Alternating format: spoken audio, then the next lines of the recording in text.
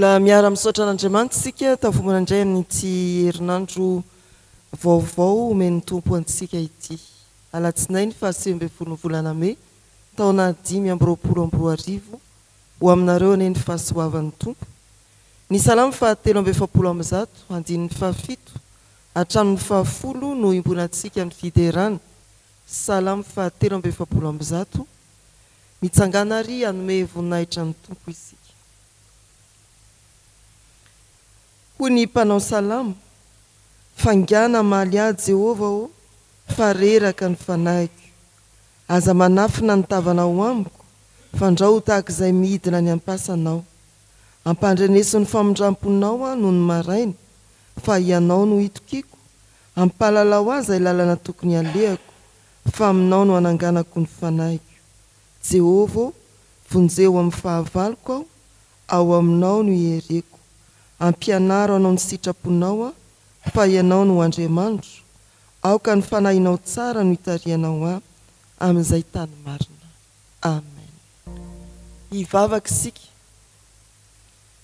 Endreny fifalianay Andriamanitro, raha namoanay maraina ianao ary nampandrenesinao ny famindramponao izahay. Dia nitarika anay ianao ho tafoana aminao ento an-tranonao amin'ity maraina ity. Faly izay nefa mangovotra koa, satria manoloana ny fahamasinanao dia miariary loatra ny mahampanotanay. Miondrika sy manetry tena amin'ny alalan'i Jesosy Kristy izahay, ka mangataka ny hanavozanao ny mombanay rehetra araka ny sitraponao. Aza isaina ary ny fahadisoanay dia sasao madio izahay ho afa-keloka. Aoreno iorina marina ao anatinay ny fanahinao masina, mba hitarika anay mandritra ity fanompona atao eto anatrehanao ity, mba hitarika anay amin'ny fiainanay andavanandro sy ny fiainanay manontolo. Vonina ihany ny sitraponao amin'ny teny izay hovakiana sy hotoriana aminay izahay, ka mitenena araka ny fombanao. Misaotra Jesosy amin'ny anaranao. Amen. Araka ny fandarana mofina riavana dia ny Romanina 9 andininy fahasivy hatramin'ny fahafito ambin'ny folo no anjarantsika fiangonana amin'ity an'ity.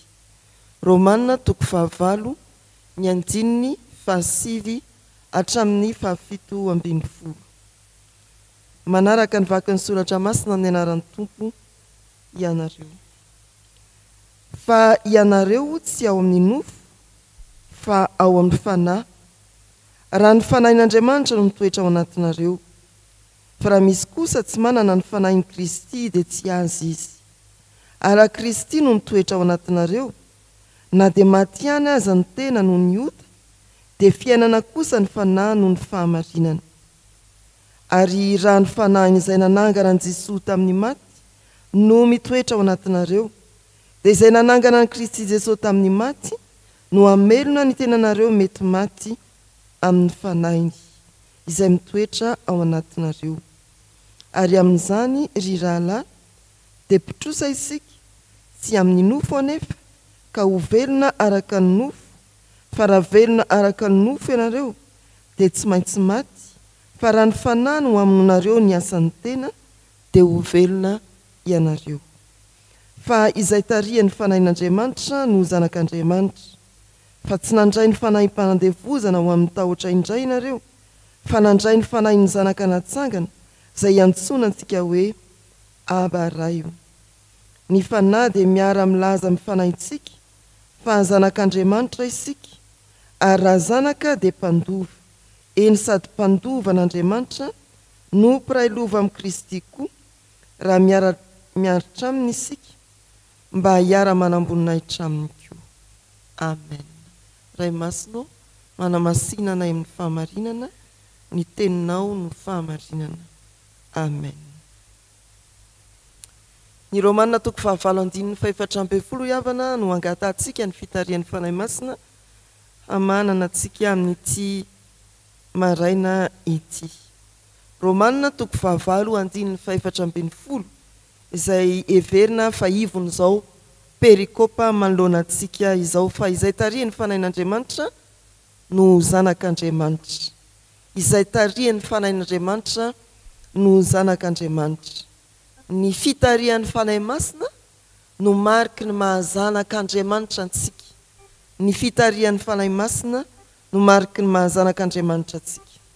Raha ny Romanina 9 no jerena dia ampahany betsaka ao amin'izany toko izany no ampianaran'ny mpanoratra ny amin'ny fanahy masina ka lazainy ao fa ny fiainana kristianina dia tsy miankina fotsiny amin'ny heriny nofo fa tena miankina tanteraka amin'ny heriny fanahy masina. Ny kristianina dia tsy mandeha araka ny nofo fotsiny, araka ny fisainan'olombelona fotsiny, fa mandeha sy mizotra indrindra eo ambany fitarihan'ny fanahy masina. Ampany amin'izany izay anjara mofinainantsika amin'ity maraina ity. Romanina 9 andininy 7 hatramin'ny 17. Amin'ny tapany voalohany andininy 7 hatramin'ny 17. Ny fitarihan'ny fanahy masina dia mitarika antsika amin'ny fahamasinana.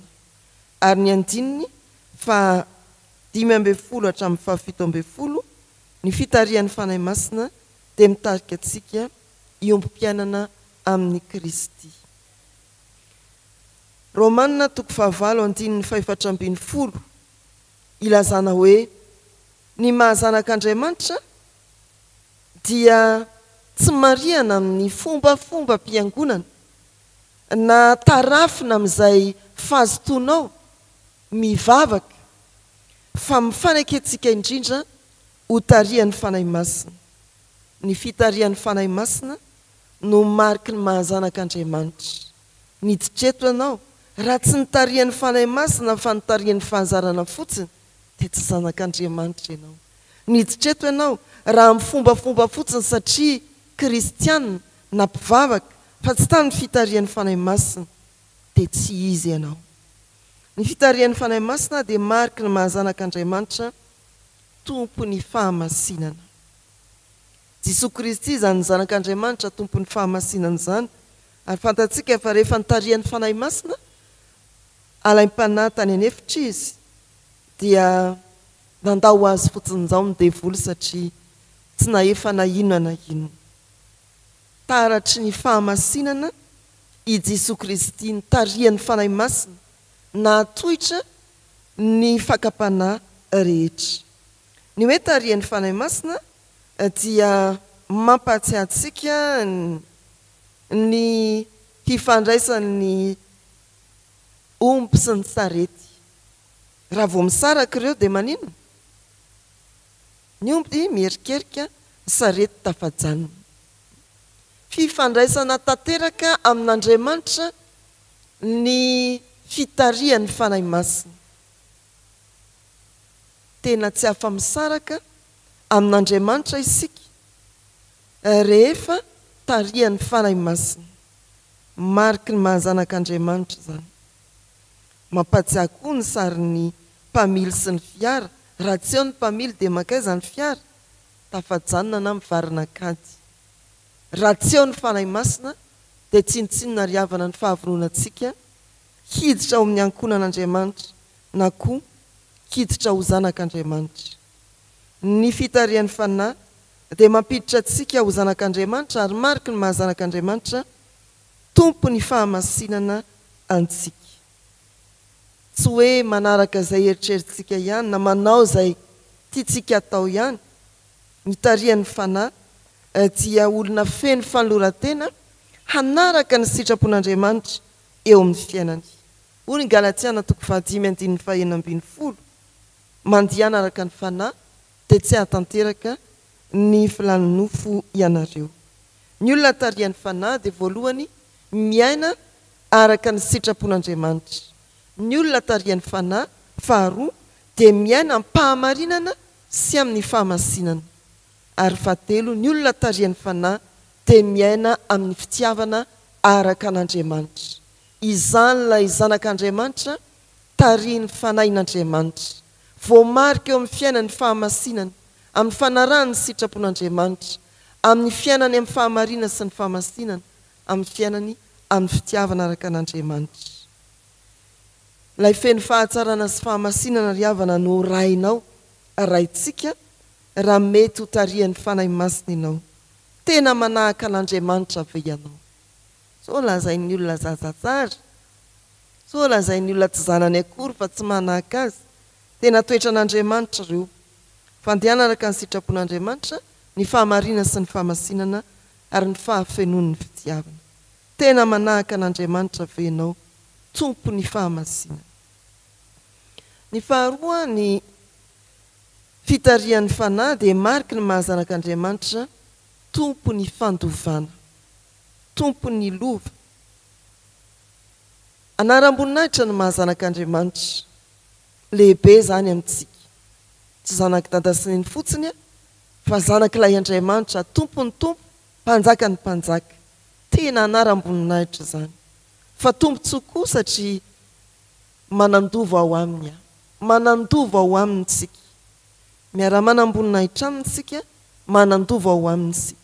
Fa tsy maintsy jerentsika ny manaraka ny 540, indrindra ny any amin'ny 9:40 manao hoe ny fanahy dia miara-milaza amin'ny fanahintsika fa zanak'Andriamanitra isika, ary raha zanak'Andriamanitra dia mpandova, eny sady mpandova an'Andriamanitra no mpiray lova amin'ny Kristy, mba hiara-manam-boninahitra aminy koa. Ankoatran'izay dia ilay fiombona pahoriana amin'ny Kristy. Fiombona pahoriana amin'ny Kristy. Tsy misy mihitsy ny hoe zanak'Andriamanitra ka tsy omby pahoriana amin'ny Kristy. Ilay zanak'Andriamanitra lahy tokana nafoiny teo amin'ny hazo fijaliana mba hijaly. Hoy ny tompo, raha misy tahanaraka aoka izy andany tenany ka hitondra ny hazo fijaliany.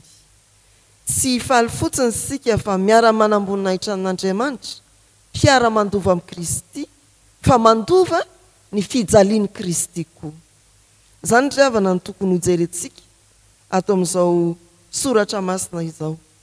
Mariky ny mahazanak'Andriamanitra tsika ny hazo fijaliana, fa mariky ny mahazanak'Andriamanitra tsika koa ny fandovana, ny voninahitra miaraka ny Kristy. Raha misy mijaly satria kristianina, ankahakalaza an'Andriamanitra amin'izany anarany izany izy. Mifandray amin'ny Kristy amin'ny fijaliana isika, fa mifandray amin'ny Kristy amin'ny lova tsara feno voninahitra koa dia ny fiainana mandrakizay. Ry havana malala, ilay tompon'izao rehetra izao no raitsika ary mpandova azy isika. Tsarovy anefa fa mandova fijaliana miaraka amin'ny Kristy koa isika, fa ho andova ny voninahitra mandrakizay. Alahoery, dinio ny tenanao ny hoe tena tarihan'ny fanahy masina ve ka manana ny marika mahazanak'Andriamanitra amin'ny fahamasinana, amin'ny fanantenana, ny fandovana. Tena zanaka mpanahaka ve amin'ny fahamasinana, araka ny soratra masina manao hoe aoko masina ianareo satria masinao Jehovah Andriamanitra reo.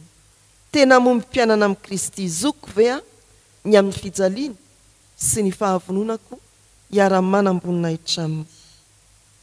Fampiarana dia ny hoe mivavaha isan'andro, ka tonoiny raha vao mifo ny hoe ry fanahy masina tario aho mba ho zanak'Andriamanitra. Miazaha anaraka ny toromarika eo ambany fitarihan'ny fanahy masina araka ny tenin'Andriamanitra. Raha tsapanao fa lavitra ny fitarihan'ny fanahy masina ny fiainanao, dia miverena amin'Andriamanitra indray amin'ny fibebahana marina, mangatahany fitarihan'ny fanahy masina. Raha tsapanao fa efa tarihan'ny fanahin'Andriamanitra ianao, aza miala, mitoery ary aza misaraka amin'Andriamanitra. Ny tompo ry havana hanampy atsika amin'ny fanahy masina, ahafahantsika mitoetra amin'ny fitarihany, ka tena ho fantatra fa zanak'Andriamanitra feno fahamasinana, feno fanantenana ny fandovana isika. Amen. Hivavaka isika ry havana. Dia isaorana ianao Andriamanitra ny fotoana mbola nandrenesana indray ny sitraponao tamin'ity maraina ity. Araka ny hafatrao ny fitarian'ny fanahy masina dia mariky ny mahazanak'Andriamanitra anay. Efa nanaiky an'i Jesosy Kristy izahay ary tsaronay ny teninao manao hoe izay rehetra nandray azy dia nomeny hery ho tonga zanak'Andriamanitra. Fa mankafaly izahay fa eo amin'izay toeranay ho zanakao Andriamanitra dia mitarika anay mandrakariva ny fanahinao masina mba hiaina amin'ny fahamasinana, mba ho feno fanantenana ny voninahitra iombonanay amin'i Jesosy Kristy mandrakizay. Dia azavelanao diso anjara lova aminao izahay, kanefa aoka atsiaro koa fa tsy ny anaram-boninahitra mahazanak'Andriamanitra ihany no lovainay, fa ny fijalian'i Kristy koa dia zioga tsy maintsy iraisanay aminy. Tompo, mananteny izahay fa amin'ity tontolo andro ity dia ho voamarika ny mahazanak'Andriamanitra anay eny rehetreny. Ho tarianao amin'ny fanahinao masina izahay amin'ny asa rehetra izay atao, amin'ny teny rehetra aloko ny vava, amin'ny fikasana tsara, ary manantena fa atarika olona maro ao ambalanao koa amin'izay fijoroana io vavolombelona amin'ireny fanao andavanandro ireny. Io indrindra Tompo amin'ny ezaka rehetra izay atao, eo amin'izany asa mandraharaha izany, eo amin'ny fianarana, mba tsy ho foananao eo anatrehanao ny fikelezana iaina. Mametraka eo ampelatananao ny fahasalamanay izahay, ny fahasalaman'ireo manodidina anay, na ao anatin'ny ankonana, na amin'ny fianakaviana, na olona tsy fantatray akory fa hitanao Tompo satria avy petraka fa iva fijery ianao. Naiza naiza misy azy ireny dia tsy dio ary hitondray fanasitranana amin'ny tana mahirinao. Tonononay mba ho feno fiononana aminao ireo manamanjo, ampahirezo ireo miady amin'ny fahafatesana, mba ho tarianao aresy izany fahafatesana izany miaraka amin'ny Kristy. Dia ianao Tompo no mbola hanome ny fahalalahana ho an'ireo voagejany olana samihafa, ny olana ara-ankonana, mpifandraisan'ny ray aman-dreny, ny ray aman-dreny sy ny zanaka, ny fianakaviana, ny mpifanila abodirindrina. Ianao Tompo no hiditra an-tsehatra Andriamanitra, ampanan-kerindray ny azo fijalian'i Kristy ho amin'ny fampihavanana, ho amin'ny fandravonana ny mikotaontaona rehetra. Jereo sy ampaherezo ireo mety hiatrika raha-pitsarana, ataovy matoky ny fahamarinanao ao anatin'izay tsy fahamarinana misy eo lahany eto amin'izao tontolo izao ity. Ry Tompo Andriamanitra io ny firenenay, apetraka eo ampelatananao, mba hitondray ny fiadananao amin'ny Kristy manoloana ny tsy fandriampahalemana any ambany vohitra hatraty andrenivohitra. Ampombay ny fiadanan'i Kristy manoloana ny fitaintainana amin'ny asarotry ny fiainana, ny vidy ny entana ilaina andavanandro. Tompo azavelanao be fanahiana foana, fa tokony teninao manao hoe apetrao amiko ny fanahianareo rehetra fa izao no miahanareo. Dia ao ny fiangonanao Tompo, isaoranay anao ny fitahinao, ny asa fikelezanaina rehetra izay atao, amin'ny fanompoana sy amin'ny fijoroana ho vavolombelonao, ny fitoriana ny filazantsaranao amin'ny fomba rehetra, mba harato tena andramby olona ho ao anatin'ny samby fiaranao Tompo, ny harato alatsaky ny fiangonana amin'ny fomba rehetra, ao anatin'ny azakazaka masina samihafa izay hitariana ny fiangonan'i Jesosy Kristy eto Madagasikara, dia ampanan-kery izany ezaka izany eo ambany fitarian'ny fanahy masina ianao. Angina amin'nitra vitsy izahay, anonona vavaka ampomangina ho an'ireo olona nangataka ny hitondranay azy ireny amin'ny bavaka, ho an'ny fiainanay manokana sy ny ray aman-dreninay na ny zanakay, ny ray tapo aminay, ny mpiara-miasa aminay.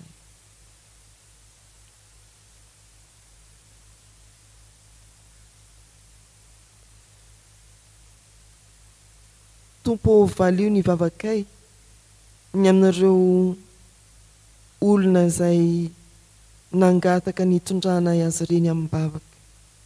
Valio ny vavakay ny amin'ny fitalahoana nataonay teo anatrehanao, momba ny ankonanay, ny vady nomena ho anay, ny zanaka izay sitrakao mba ho tezaina sy ho beazina. naizanaiza misy azy ireny lavitra izy ireny na akaiky any amin'ny tokantrano efa nametrahana ho azy avy. Valio ny vavakay ny amin'ny momba ny tenanay manokana mba tena ho tsapanay to fa zanakao Andriamanitra izahay, asan'ny tananao dia adidinao ihany. Atambatray izany amin'ilay nampianarin'i Jesosy manao hoe Rainay izay ny an-danitra, ho amasinina ane ny anaranao, ho tonga ane ny fanjakanao, atao ane ny sitraponao ety an-tany ho takiny ny an-danitra. Meo anay an'io izay nasahaza ho anay, ary mamelà ny elokay tahaka ny namelanay izay meloka taminay. Aza mitondra anay amin'ny fakapanahy, manafahanay amin'ny ratsy, anao ny fanjakana sy ny hery ary ny voninahitra mandrakizay. Amen. Raisoa tanteraka aminareo ny tsodrano-tononona amin'ny anaran'ny Tompo. Hitahianareo ny Tompo ka hiaro anareo, ampamirapiratra ny tavany aminareo ny Tompo, hamindra fo aminareo, anandratra ny tavany aminareo ny Tompo, hanome anareo fiadanana. Amen.